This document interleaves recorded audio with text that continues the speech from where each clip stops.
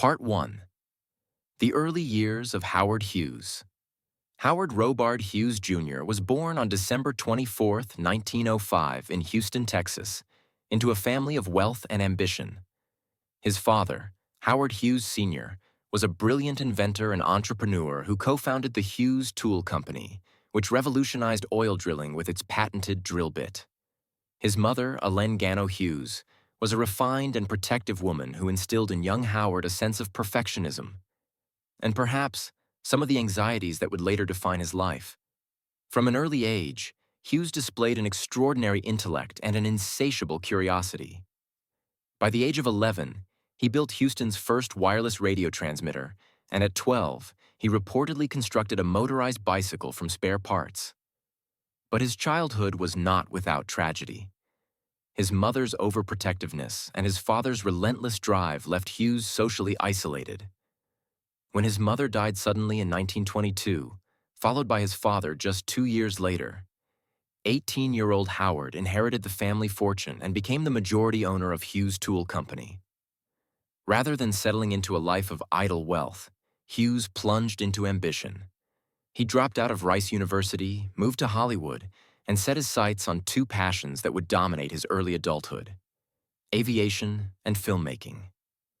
In 1926, Hughes produced his first major film, Swing Your Lady, but it was his 1930 war epic Hell's Angels that cemented his reputation as a daring, if reckless, filmmaker. The movie, about World War I fighter pilots, took 3 years to complete, cost nearly $4 million, an astronomical sum at the time, and involved Hughes personally piloting planes for aerial combat scenes. His obsession with realism nearly killed him. He crashed during filming and suffered severe injuries. But the gamble paid off. Hell's Angels was a smash hit, proving that Hughes had an uncanny ability to push boundaries, whether in business or entertainment. Meanwhile, Hughes was also making waves in aviation. In 1932, he founded the Hughes Aircraft Company, initially as a division of Hughes Tool. His love for speed and innovation led him to design and test revolutionary aircraft, setting multiple world records. In 1935, he broke the airspeed record in the H-1 Racer, a plane he helped design, hitting 352 miles per hour, an astonishing feat for the era. But behind the glamour of Hollywood and the thrill of aviation, Hughes's personal life was becoming increasingly erratic. His relationships were tumultuous. He dated some of the most famous actresses of the time, including Katharine Hepburn and Ava Gardner, but his fear of commitment and growing paranoia made lasting love impossible.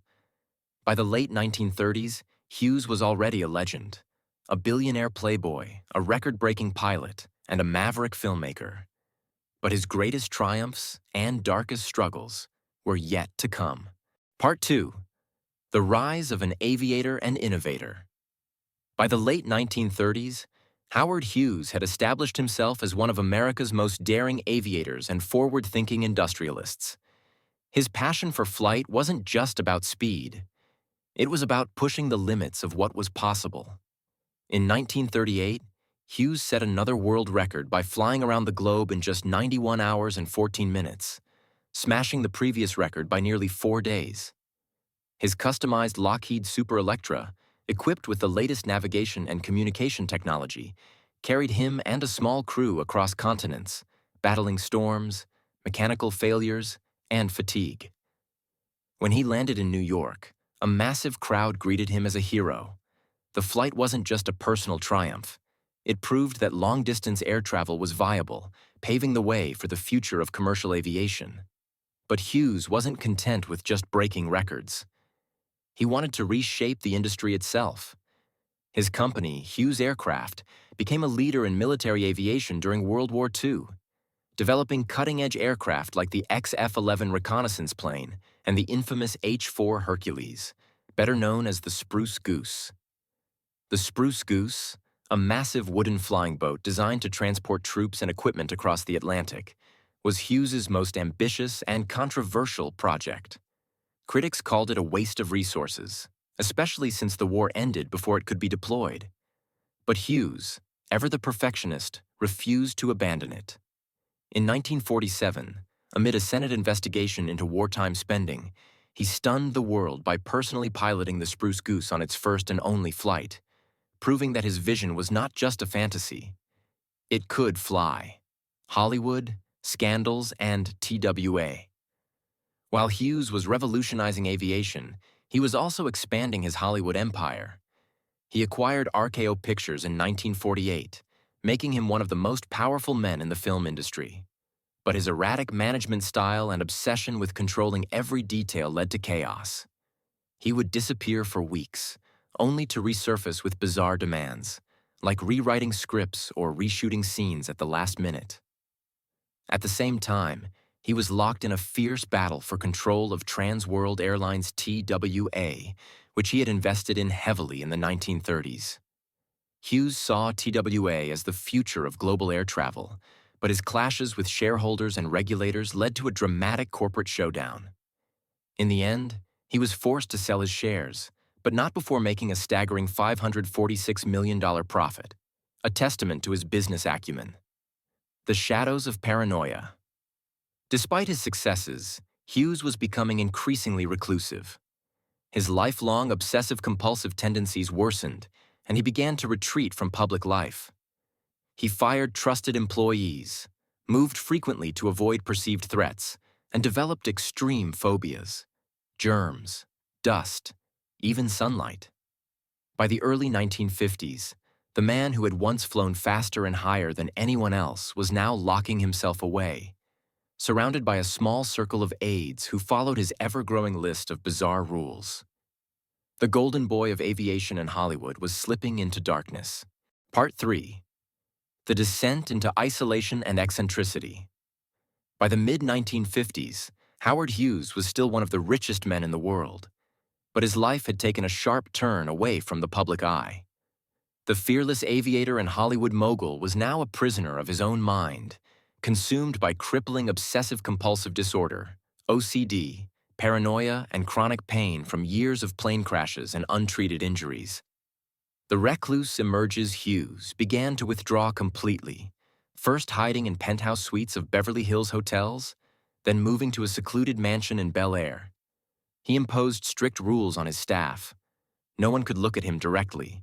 All objects had to be handled with tissues to avoid germs, and his food had to be prepared under exacting and often absurd conditions. His aides became his only connection to the outside world, filtering news, business deals, and even human interaction through layers of bureaucracy. Yet, even in isolation, Hughes remained a formidable businessman. He expanded his empire into Las Vegas, secretly buying up casinos, hotels, and even local TV stations. In 1967, he arrived in Vegas by private train car, hooded, frail, and barely recognizable, and took up residence in the Desert Inn. When the hotel's owners tried to evict him, he simply bought the entire casino for $13 million. Over the next few years, he acquired the Sands, the Frontier, the Castaways, and the Landmark, transforming himself into the shadowy kingpin of Sin City. His investments helped legitimize Las Vegas, shifting it from a mob-run playground into a corporate-friendly resort destination. The Glomar mystery and CIA connections. Hughes's most secretive venture was his collaboration with the CIA. In the early 1970s, his company, Global Marine Development, built the Glomar Explorer, a deep-sea mining ship that was actually a cover for a CIA mission to recover a sunken Soviet submarine. The operation, Project Azorian, was one of the most audacious and expensive intelligence missions of the Cold War. Though only partially successful, it cemented Hughes's reputation as a man who operated in the shadows of power. Physical and mental decline. As Hughes aged, his health deteriorated rapidly. Years of painkiller addiction, malnutrition, and self-neglect left him emaciated and weak. He refused medical treatment, instead relying on codeine and Valium to numb his pain and anxiety. His fingernails grew grotesquely long, his hair matted into unkempt tangles, and his once handsome face became gaunt and unrecognizable. By the early 1970s, he was living in near-total darkness, moving between luxury hideouts in the Bahamas, Nicaragua, and Mexico, His aides controlled every aspect of his life, but even they couldn't stop his downward spiral. The final flight. In April 1976, Hughes, weighing just 90 pounds, nearly blind and suffering from advanced kidney failure, boarded a private jet from Acapulco to Houston for emergency medical treatment. He died en route at the age of 70. When his body was revealed to the public, few could believe it was the same man who had once flown faster than anyone alive.